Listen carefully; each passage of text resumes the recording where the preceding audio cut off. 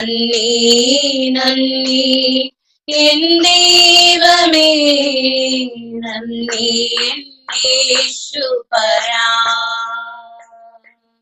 നന്ദി നന്ദി എൻ ദൈവമേ, നന്ദി യേശുപരാ.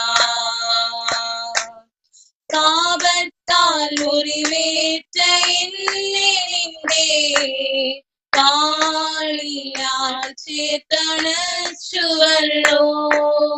പാപത്താൽ മുറിവേറ്റ എന്നെ നിന്റെ കാളിയാൽ ചേർത്തണച്ചുവല്ലോ. നന്ദി നന്ദി എൻ ദൈവമേ, നന്ദി യേശുപരാ. നന്ദി നന്ദി. കർത്താവിൻ്റെ നാമത്തെ ഉയർത്തുവാനും ദൈവം ഒരു പകലൂടെ നമുക്ക് ദാനമായി നൽകിയല്ലോ. പറയുവാനോ പുകഴുവാനോ ഒന്നും ഇന്ന് പകൽക്കാലമില്ല. തന്നതെല്ലാം ദൈവത്തിൻ്റെ ദാനമെന്നറിഞ്ഞ് ശ്രേഷ്ഠകരമായ ഈ പ്രഭാതം നമുക്ക് വളരെ പ്രാർത്ഥനയോടെ ആമേൻ ഏറ്റെടുക്കാമല്ലോ. ഇന്ന് പകൽ അല്പസമയം ധ്യാനിപ്പാൻ യെഹെസ്കേൽ പ്രവാചകന്റെ പുസ്തകം 2-ാമത്തെ അധ്യായം അതിൻ്റെ 8-ാമത്തെ വാക്യം ഇങ്ങനെ ആദ്യ ഭാഗങ്ങളിൽ വായിക്കുന്നു. നീയോ മനുഷ്യപുത്ര, ഞാൻ നിന്നോട് സംസാരിക്കുന്നത് കേൾക്കുക. നീ ആ മത്സരഗ്രഹത്തെപ്പോലെ മത്സരിക്കരുത്. ഞാൻ നിനക്ക് തരുന്നത് നീ വായി തുറന്ന് തിന്നുക. സ്തോത്രം.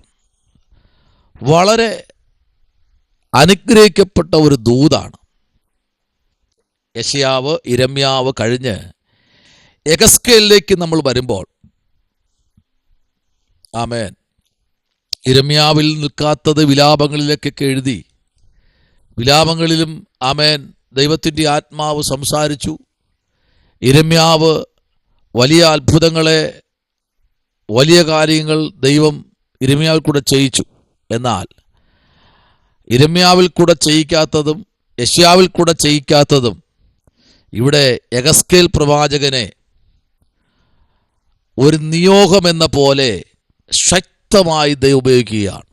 6-ാമത്തെ വാക്യം മുതൽ 9-ാമത്തെ വാക്യം വരെ പഠിക്കുമ്പോൾ അവൻ്റെ ഉദ്ദേശം, യഹോവയായ ദൈവത്തിൻ്റെ ഉദ്ദേശം ആമേൻ അവിടെ നിവർത്തിക്കുകയാണ്. സ്തോത്രം. വിളിക്കുക, നീയോ മനുഷ്യപുത്ര, ഞാൻ നിന്നോട് സംസാരിക്കുന്നത് കേൾക്കുക. ഇന്ന് കേൾക്കാൻ ആമേൻ ഒരു കാര്യം പറയാൻ 2 മിനിറ്റ് സമയം തരാൻ പറഞ്ഞാൽ സമയമില്ലാത്തൊരു അന്തരീക്ഷത്തിലേക്ക് ലോക ജനത, ആത്മീക മണ്ഡലം മാറിക്കൊണ്ടിരിക്കുന്ന ഒരു കാലഘട്ടമാണ്. ആർക്കും ആരോടും സംസാരിക്കുവാനോ ആമേൻ ദൈവത്തിൻ്റെ ശബ്ദം കേൾക്കുവാനോ താല്പര്യമില്ലാത്ത ദിനങ്ങളാണ്. പക്ഷേ ഇവിടെ ഞാൻ നിന്നോട് പറയുന്നത്, ഞാൻ നിന്നോട് സംസാരിക്കുന്നത് നീ എന്ത് ചെയ്യുക? കേൾക്കുക. അടുത്ത വാക്ക് നോക്കിയേ, നീ ആ മത്സരഗ്രഹത്തെ പോലെ മത്സരിക്കരുത്. അപ്പോൾ അവരാരാ? മത്സരഗ്രഹമാണ്. അവർക്ക് മത്സരമാണ്. ഇന്ന് അങ്ങനെയല്ലേ? എല്ലാവർക്കും മത്സരമാണ്. ഞാൻ വലുതാകണം, എന്നെപ്പോലെ മറ്റ് വേറെ ആരും പാടില്ല, എന്നെപ്പോലെ ഞാൻ മാത്രമേ പാടുള്ളൂ എന്നുള്ള ഭയങ്കരമായ ഒരു മത്സരമാണെന്ന്. ആത്മീയ ലോകത്തിലാണെങ്കിലും മത്സരമാണ്, ഭൗതിക മേഖല മത്സരമാണ്, ശുശ്രൂഷ ഭാഗത്തിലാണെങ്കിലും മത്സരമാണ്. എല്ലാം മത്സരത്തിലേക്ക് വന്നു. എന്നാൽ ഇവിടെ ചില പ്രവാചകന്മാരെ മാറ്റി നിർത്തിയിട്ട് യെഹെസ്കേൽ പ്രവാചകരെ കൊണ്ടുവന്ന് ചില നിയോഗങ്ങൾ യെഹെസ്കേലിന് ദൈവം പരമേൽപ്പിക്കുകയാണ്. കാരണം യെഹെസ്കേലിൻ്റെ കാലഘട്ടത്തിൽ ദൈവം ചില വലിയ കാര്യങ്ങൾ യെഹെസ്കേലിൽ കൂടെ ദൈവം ചെയ്തു. ഇന്ന് പകലിൽ ദൈവപൈതലെ, നിന്നെക്കുറിച്ച് ദൈവത്തിനൊരു നിയോഗമുണ്ട്. സ്തോത്രം. ആ നിയോഗത്തിൽ എന്നെ കേൾക്കുന്ന അഭിഷത്തയെ നിങ്ങൾ നിൽക്കുമെങ്കിൽ ആ നിയോഗം നിങ്ങളിൽ നിവർത്തീകരിക്കും. സ്തോത്രം. നിങ്ങളെ ദൈവം വിളിച്ചിരിക്കുന്നത് മത്സരിക്കാൻ വേണ്ടിയല്ല. ആമേൻ. മത്സരം രാഷ്ട്രീയത്തിലേക്ക് വരും. ആമേൻ. അതവർ ചെയ്തോട്ടെ. സഭയ്ക്കകത്തും രാഷ്ട്രീയമാണല്ലോ, അതവർ ചെയ്തോട്ടെ.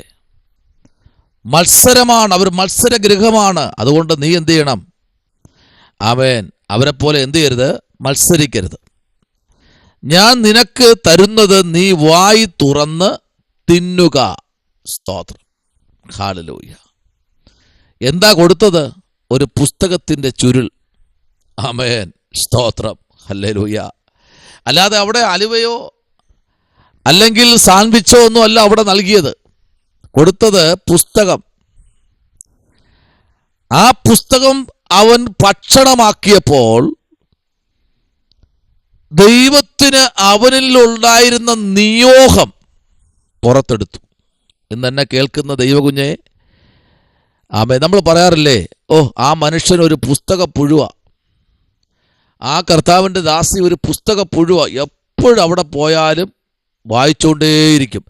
ഏതെങ്കിലും ഒരു പുസ്തകം കിട്ടിയാലും ഒരു പേപ്പർ കഷ്ണം കിട്ടിയാലും അത് വായിക്കും. വായന അറിവിനെ വർദ്ധിപ്പിക്കും.